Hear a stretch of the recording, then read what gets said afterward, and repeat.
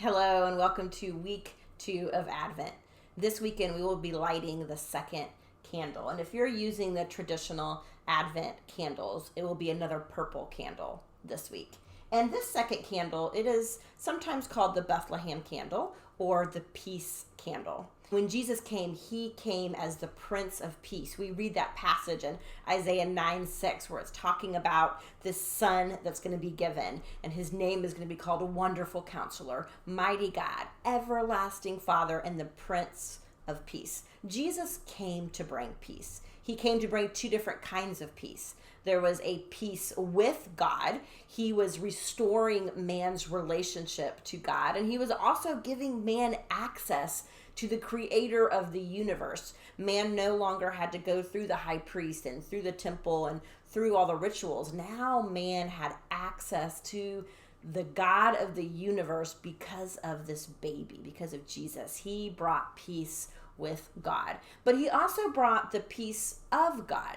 This is this peace that really it is beyond our understanding. We can't comprehend it. It's a peace that just doesn't make sense. It's a soul that's calm and at rest despite the storms that are raging around us. That is the peace of God. It is supernatural, and Jesus came to bring that. But today, for our candle teaching, I want to focus on our role when it comes to peace, because Jesus came not only as the Prince of Peace, bringing peace for us, but he also commissioned us to be agents of peace.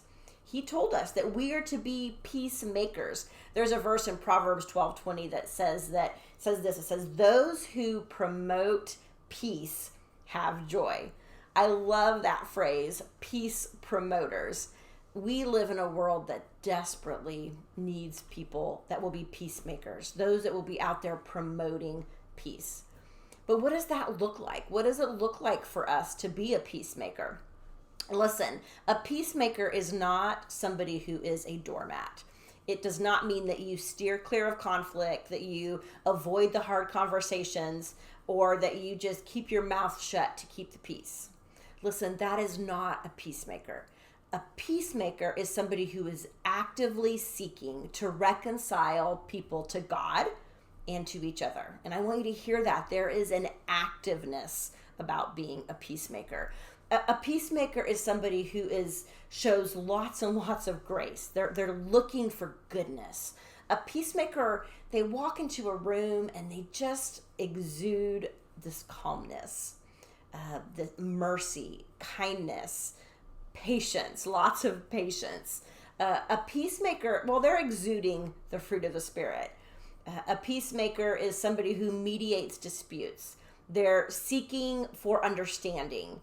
And like we talked about earlier, they're seeking to reconcile. There's this active seeking to reconcile people to God and to each other.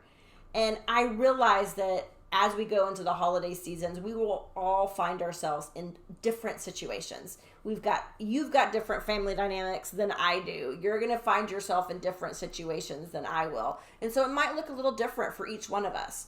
But my hope for you and for me during this Advent season is that we would not only cling tightly to the peace that Jesus came to bring us, but that we would also be sharers of that peace, that we would be peace promoters everywhere we go during this holiday season. And I want to encourage you, before you walk into a family gathering, before you go into that holiday party, just take a minute and stop.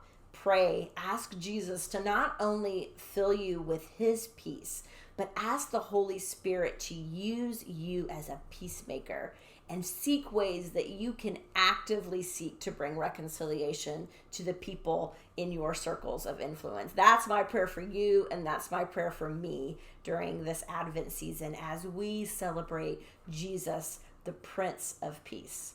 Thanks for joining me today, and I hope that you'll join me next week as we light the third candle in our Advent study. Have a great day.